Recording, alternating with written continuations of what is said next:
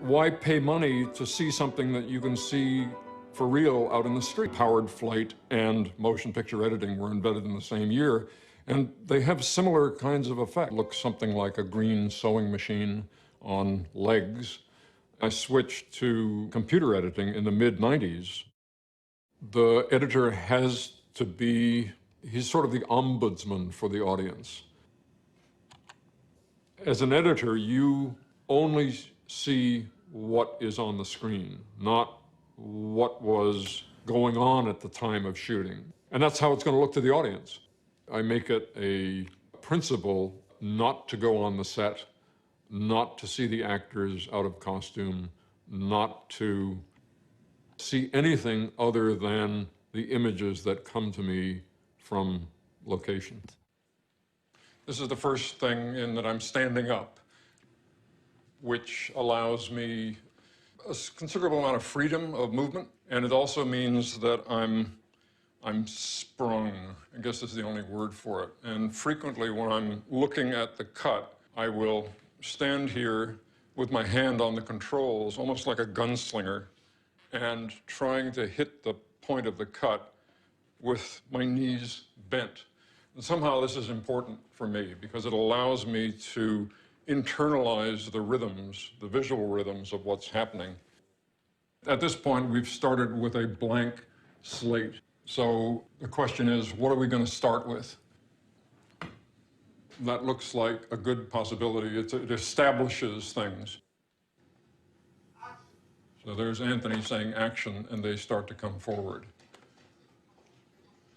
We could begin it anywhere in here, but see, there now somebody falls right here, and that's good. Falling is good. We will edit this shot into the timeline, and there it is. In the end, there will be probably 5,000 shots in the film, and all of them have to be ultimately be the right shot in the right place for the right length of time.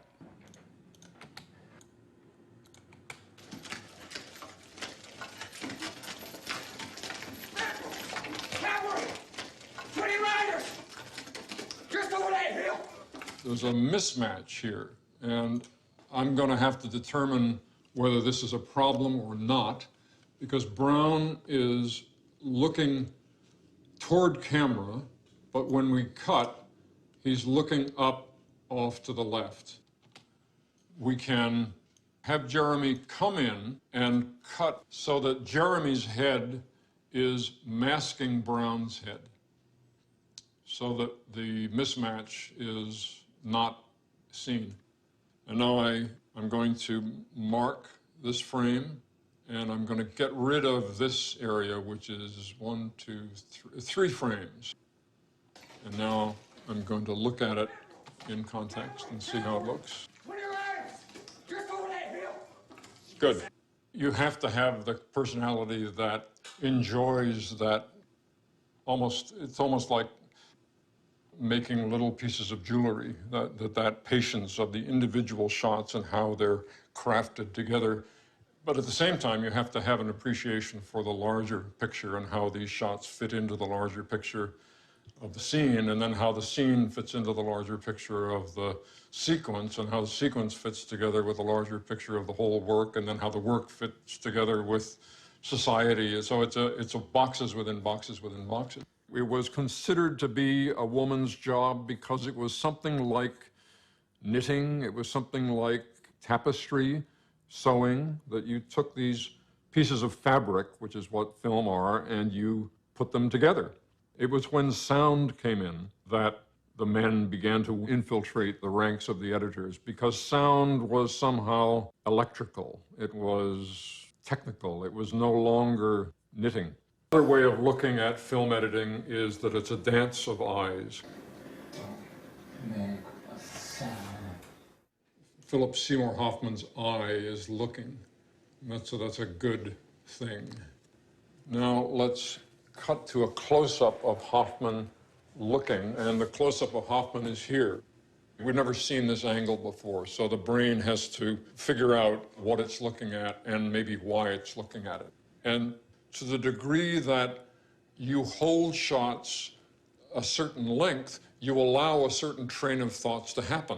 When you cut a shot off, you've also cut off the thinking about that shot. Now, we want to cut to what he sees, because that's how we're going to understand what he's thinking about.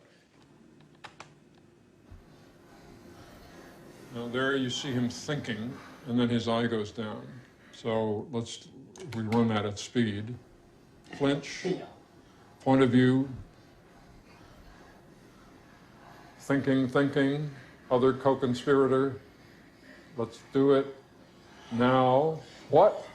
Let's go. Oh, something's up. Let's go. Don't do it. And we go. There's something about film, because of its sensory completeness, the fact that it is sound and image in this powerful fusion, that gets at something very deep within us. One of the things you have to develop as an editor is a very strong intuition about where is their attention. And under most ordinary circumstances, you're carrying that attention around without doing violence to it. It's like a cup that you're full of liquid that you're carrying. I don't want to spill anything. And as a result, people feel the invisibility of what you're doing. I often forget that what he actually does is assemble the film in a technical way, because most of our discussion is about it. But a lot of what a director does is what the immune system of the organism does, which is to say, yes, that's good, I will allow this to come into the body. Or, no, that's a different blood type, I don't want that to come in. There were some collisions of images that occurred to Francis as he was shooting the film that were at variance with how he had planned to begin the film originally. The trees being napalmed was originally shot for the surfing scene, which comes much later in the film. There was a shot of jungle bursting into slow motion flames with helicopters flying at odd angles in slow motion through the frame. And when Francis saw that shot in dailies, which was, I think, simply done to record this explosion, it wasn't intended to use it in the finished film. But he looked at it and said, that's the film right there. This jungle, flames, helicopter. Improvisation with you trapped in your room and what is going to happen. I think as we worked on the film, we realized that the film itself was in its own strange way a kind of modern opera. And the reality of dealing just in the beginning with the Martin Sheen character was not sufficient to give the audience not only the emotional state with which to enter the film, but the visual iconography of the film itself. Going through the dailies of the film, I collected a number of images of the Cambodian heads, burning images from the end, and worked them in through a series of multi-level dissolves with the burning napalm and the helicopters flying through, and then images of Willard's room and Willard asleep, and he's trapped in this nightmare. You have been hearing helicopter sounds, and now you see this ceiling fan, and what you're hearing is the whap, whap, whap, whap, whap sound of a helicopter.